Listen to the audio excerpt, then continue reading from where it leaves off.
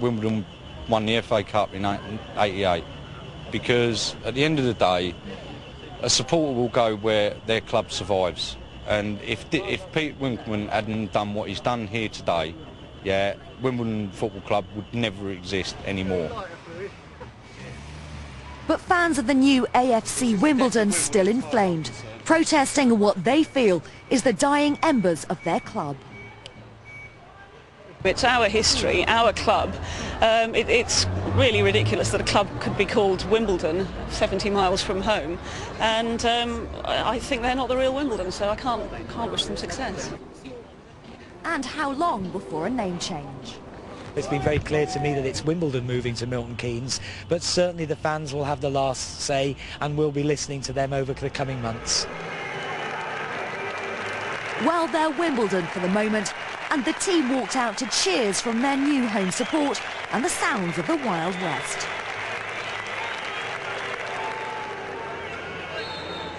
But it was the team from the Northwest that took the lead. Robbie Blake's free kick taking a wicked deflection, celebrated by a sparse Burnley crowd, many who stayed away in protest at the Dons' Milton Keynes move. And Blake doubled the score, again with a deflection. No dream fresh start for the Dons side, looking to end an 8-match losing streak.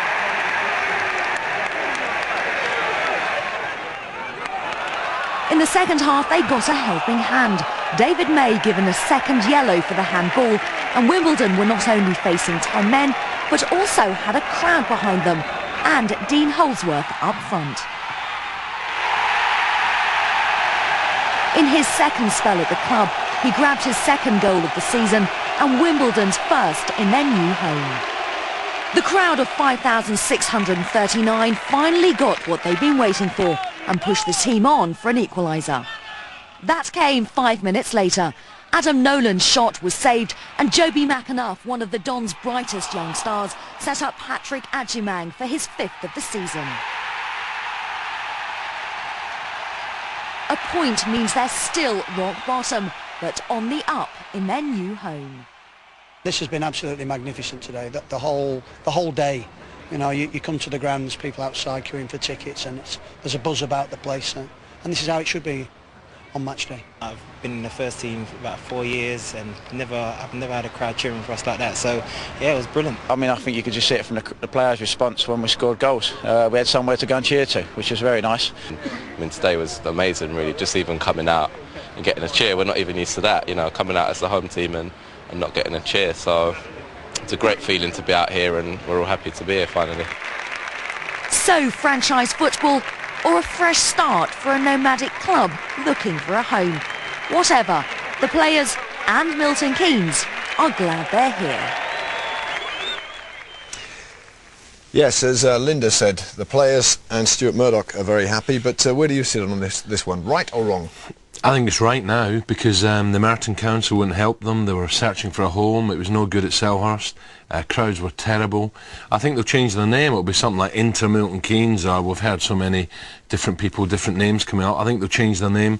If it hadn't been for the move to Milton Keynes, I think they'd be finished, extinct. So you're saying it's right for now because it's happened and there's kind of no turning back. But as we saw there, fans are not happy, and not just Wimbledon fans, some of the Burnley fans boycotting that game. They did, because they feel that franchising in football, you know, we've heard the Gillingham chairman talking about if we don't get bigger crowds, we're moving.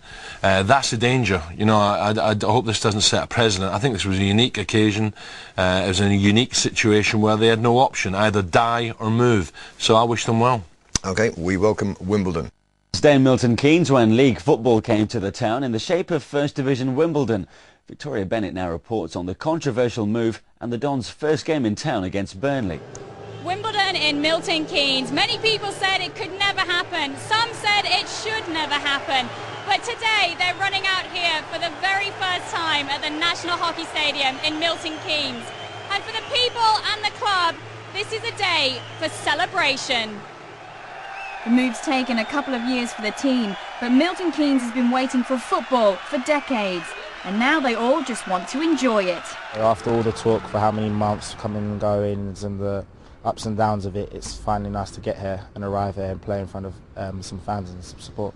somewhere which we hope we can call home. And yeah, the lads there's a big buzz around the place today. The next generation of fans were queuing up to show their support. I'm well happy now they're here. There's been a buzz all week about this, you know, and I think they're good support here. Been looking forward to it for ages. It's this local enthusiasm that's driven the relocation. The stadium was transformed for football in just 4 weeks. It's financed by the MK Stadium Consortium, who are now also bankrolling the team following administration in the summer. Such was the desire to get the team here. Having to move a football club as the only way of getting professional football to Milton Keynes has made us, you know, in that public domain, given us that profile. It's put the eyes of the country onto Milton Keynes. What I hope they can see is we're a can-do-it place. We're trying our best to make something work. The man who brought First Division football to the area has become a local hero. Winkleman, superstar, he's got a mullet and a Jaguar.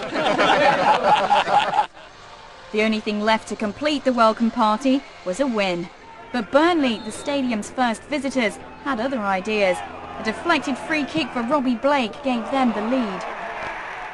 The administration means Wimbledon have sold many of their best players and they're bottom of the table. Blake added to their misery again for Burnley's second. Then Wimbledon's luck changed. David May handled outside the area. And his second yellow left Burnley with 10 men. It was the break Wimbledon needed. The crowd stayed loyal and the more they cheered, the more they lifted their new team. Original Crazy Gang member Dean Holsworth added some new memories with the first goal in their new home. This set the stage for a comeback. Adam Nolan's shot was saved. But then Joby McAnuff fired in this cross and Patrick Angerman finished for the equaliser. His 5th of the season and 2-2 the final score. A crowd 5 times bigger than those at Selhurst Park were here and the team are hoping they'll stick around. We just said in the dressing room, you know, what a good feeling it is, and we've stopped the rot, we've stopped the bad run. We've got a point, okay, we'll settle for that today. It's a very emotional day for everybody, but we've got to take it on from here now.